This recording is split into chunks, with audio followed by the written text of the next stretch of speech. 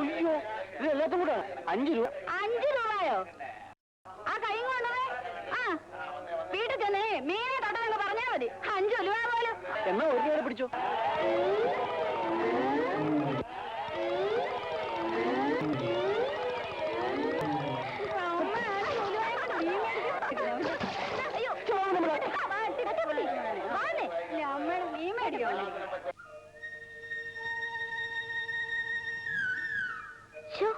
എന്തൊരു നാറ്റം.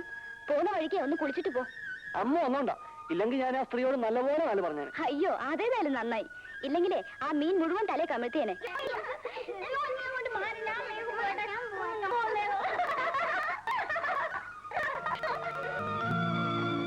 പഠിക്കാത്തതിന് പാറൂട്ടി ടീച്ചറുടെ തല്ല് എന്നും എനിക്ക് കൊള്ളുമായിരുന്നെങ്കിലും ഈ കുട്ടികളെ കാണുമ്പോഴാ ആ കാലം കഴിഞ്ഞതിൽ വിഷമം തോന്നുന്നത്.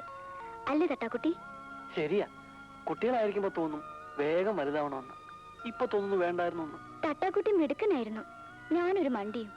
തട്ടാക്കുട്ടി പഠിത്തം നിർത്തണ്ടായിരുന്നു. എനിക്ക് വലിയ ആശ ഉണ്ടായിരുന്നു, നമ്മളെ കണക്ക് പഠിപ്പിച്ച ഗോപാല സാറിനെ പോലെ ഒരു സാറാകണമെന്ന്. എന്നാ തട്ടിക്ക് പഠിക്കായിരുന്നു. കണക്കില്ലായിരുന്നു. ഇപ്പോഴും ഓർക്കുന്നുണ്ട്, കുട്ടിയെ വിളിച്ചപ്പോ എന്റെ പുത്തൻ ചാശി ഒഴിച്ചു. എന്ത് ദേഷ്യമായിരുന്നു തട്ടാക്കുട്ടിക്ക്. എന്നിട്ടുമില്ല തട്ടാക്കുട്ടി തട്ടാക്കുട്ടി തട്ടാക്കുട്ടി എന്ന് ഒരു 100 തവണയെങ്കിലും വിളിച്ചു കാണും. എല്ലാരും എന്നെ ഉണ്ണീന്ന് വിളിക്കുന്നതിനേക്കാൾ അമ്മൂട്ടിനെ തട്ടാക്കുട്ടീന്ന് വിളിക്കുന്നത് കേൾക്കാനാ ഇന്നെനിക്കിഷ്ടം. അയ്യോ, നീ മറക്കും പാടം പച്ചച്ച പാവാടയിട്ടപ്പം പാവം നീ എത്ര മേലോട്ടു നോക്കി ആടി കളിച്ചതും പാടി പറന്നതും ഒന്നായി കണ്ണീര് നീതി. കല്യാണം എവിടെ നിർത്തിട്ട് നടത്തണം നീ പറയണേ? നമുക്ക് കുറച്ച് ബുദ്ധിമുട്ടായാലും എവിടുന്നെങ്കിലും കടവും വായ്പയും വാങ്ങി നമുക്കതങ്ങ് നടത്താം. ആ അച്ചുതൊട്ടാരോട് വാങ്ങിയിട്ടുള്ള മുതല് പോട്ടെ, പലിശ പോലും കൊടുത്തിട്ടില്ല. പറയാൻ മറന്നു, ഇന്ന് തട്ടാര് വന്നിരുന്നു. ഇത്തിരി പൊന്നും പൊടിയും ഒക്കെ എന്റെ കയ്യിലും ഉണ്ടല്ലോ. എല്ലാം കൂടി എടുത്ത് നമുക്ക് എങ്ങനെയെങ്കിലും അതങ്ങ് നടത്തണം. ഇങ്ങനൊരു കാര്യം ഒത്തു കിട്ടാനാ പാട്. ശാന്തേ, അമ്മൂനെ കുറിച്ച് എനിക്ക് വിചാരില്ലാന്നുണ്ടോ? എപ്പോഴും അവളാ എന്റെ മനസ്സിൽ. എന്റെ മനസ്സില് ഒരാലോചന ഇല്ലാതില്ല. എന്താ അത്? അല്ല, നിനക്കത് ഇഷ്ടപ്പെട്ടില്ലെങ്കിലോ എന്നാണ് എന്റെ ഒരു ശങ്ക. ഭാർഗവേട്ടൻ നല്ലതല്ലേ ആലോചിക്കൂ. നല്ല കാര്യമാണെങ്കിൽ നമുക്കത് നടത്താം. പറയൂ ഭാർഗവേട്ട. ആലോചിച്ചിട്ട് അതേ ഒരു വഴി കാണുള്ളൂ. അല്ല, അതുകൊണ്ട് എനിക്കും നിനക്കും അമ്മൂനും ഒരു കുഴപ്പവും ഉണ്ടാവില്ല. കല്യാണം കഴിഞ്ഞു എന്ന് വെച്ചിട്ട് കടം കയറി പെരുകൂല്ല. എന്താണെന്ന് വെച്ചാ തുറന്നു പറ ഭാർഗവേട്ട. പറയാം. ഒരു പുണ്യപ്രവൃത്തിയും നമ്മുടെ കുടുംബത്തിന്റെ നന്മയ്ക്കും വേണ്ടിയിട്ടാണ് ഞാൻ ഈ പറയുന്നതെന്ന് നീ കരുതണം. മനസ്സാ വാചാ കർമ്മണ ഈ ഭാർഗവേട്ടന് വേറെ ഒരു ഉദ്ദേശവും ഇല്ല. അമ്മൂനെ ഞാൻ തന്നെ അങ്ങോട്ട് കെട്ടിയാൽ എന്താ? ഇതിത്ര വലിയ കാര്യമൊന്നുമില്ല. നാട്ടിലൊക്കെ സാധാരണ നടക്കുന്ന സംഭവാ.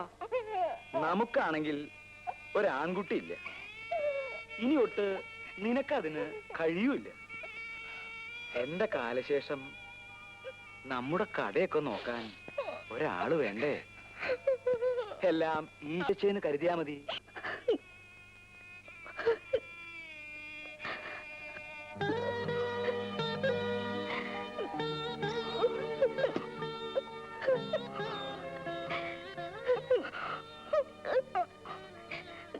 പൊന്നും പുടവയും തന്ന് നിന്നെ കെട്ടിച്ചയക്കാൻ ഈ ചേച്ചിക്കാവില്ല കുട്ടി.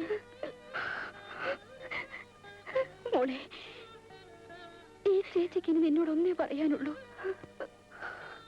നിനക്ക് ഇഷ്ടമുള്ള ആരുടെ കൂടെ വേണമെങ്കിലും ഒളിച്ചു പൊയ്ക്കോ. മനസ്സും ശരീരവും മരവിച്ച് ഈ ചേച്ചിക്ക് ഇത്രയേ ചെയ്യാൻ കഴിയൂ.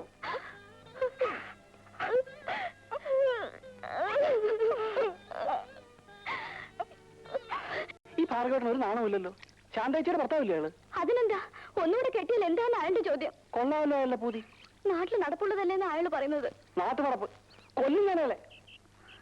എന്റെ അമ്മൂട്ടിയെ ഞാനല്ലാതെ മറ്റാര് കെട്ടിയാലും അവനെ കൊല്ലും ഞാൻ. നേരം മങ്ങിയ നേരത്തക്കര മാനത്തെത്തുവതാരാ. എന്താ എന്താ പിള്ള ചേട്ടാ, വിശേഷം വല്ലതും ഉണ്ടോ? നിനക്ക് നേരിട്ട് അളവെടുത്താലേ തയ്യൽ വരത്തുള്ളോ? ഏയ് അങ്ങനെയൊന്നുമില്ല. ഇപ്പൊ ബ്ലൗസ് കൊണ്ടുവന്നാല് ആ ബ്ലൗസ് വെച്ച് അളവെടുക്കാം.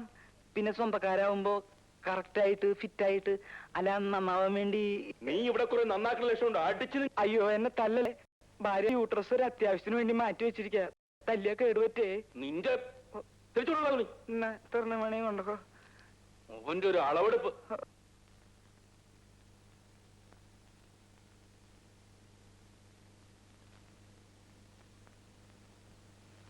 ആശാനേ, നീ എവിടേക്കാണ് ഓടിപ്പോയത്?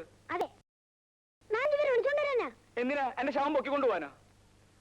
മനുഷ്യന് സമാധാനമായിട്ട് ഒരു സ്ഥാപനം നടത്തിക്കൊണ്ടുപോകാൻ പറ്റില്ല എന്ന് വെച്ചാല് ഞാൻ ഇത് പൂട്ടി വല്ല ബോംബെക്ക് പോകാൻ പോവാ. ഒരു അളവെടുത്തതിന് ഇത്ര വലിയ പ്രശ്ന. താനേ സ്വർണ്ണത്തെ ചെമ്പ് ചേർത്തോ, ചെമ്പ് സ്വർണ്ണം ചേർത്തോ ആഭരണം പണിത്. അനാവശ്യം പറയരുത്. ശ്രീയാണെന്ന് ഞാൻ ഓർക്കില്ല. എന്റെ മോക്ക് പണിത് വന്ന ആഭരണം ചെമ്പ് ചേർത്തല്ലേ താൻ പണിത്? അതാണ് ചെമ്പ് ചേർത്ത് സ്വർണം പണിയാൻ പറ്റൂ. അത് ഞങ്ങൾക്കറിയാം. എനിക്ക് ഇങ്ങനെ പണിയാൻ പറ്റൂ. നിങ്ങൾക്ക് വേണമെങ്കിൽ എടുത്തോണ്ട് പോകും. നിനക്കിത് വേണ്ട. ഒന്നുകിൽ സ്വന്നിരിച്ചതാ അല്ല പേടിപ്പിക്കണോ? തരാൻ മനസ്സില്ല. നീ മേടിക്കണോന്ന് കാണണമല്ലോ.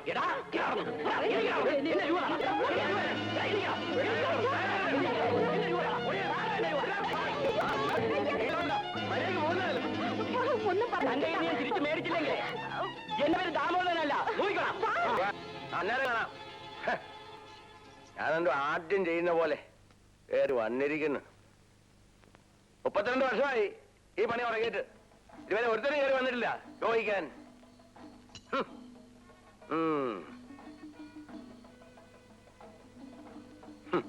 സ്വർണ്ണത്തിൽ ചെമ്പി ചേർക്കാൻ പാടില്ലെന്ന്.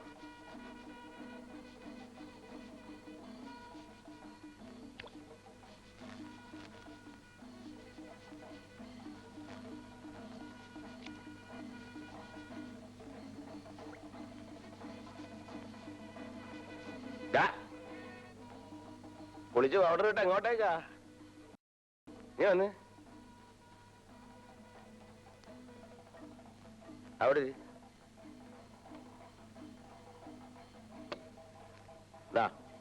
പിടിച്ചേ.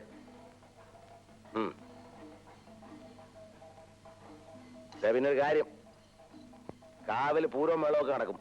അങ്ങോട്ടൊന്നും എഴുന്നള്ളണ്ട. രാത്രി ഇവിടെ നിന്ന് പണിതാലേ നാളെ രാവിലെ ഇത് കൊടുക്കാൻ പറ്റും.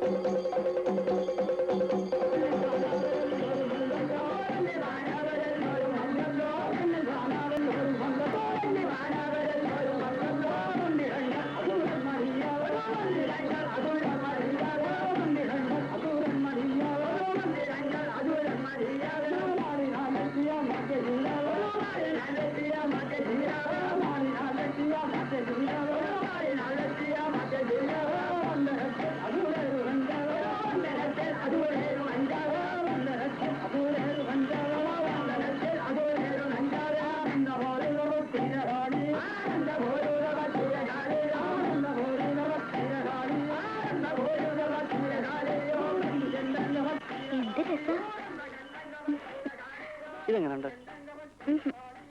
ഇത് മതി.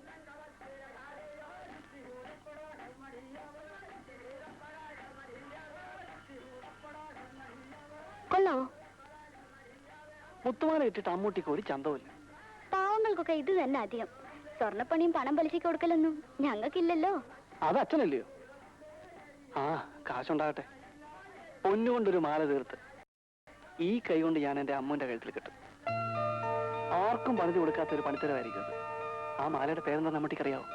എന്താ? കല്യാണമാല. ദേ, എനിക്ക് തരാൻ വേണ്ടി വല്ലവരും കൊണ്ടു കൊടുത്തിരിക്കുന്ന പൊന്നെടുത്ത് മാല തീർത്തിട്ടേ വെറുതെ അച്ഛൻ്റെ അടി വാങ്ങരുത്. എനിക്കാറും പൊന്നു വേണ്ട.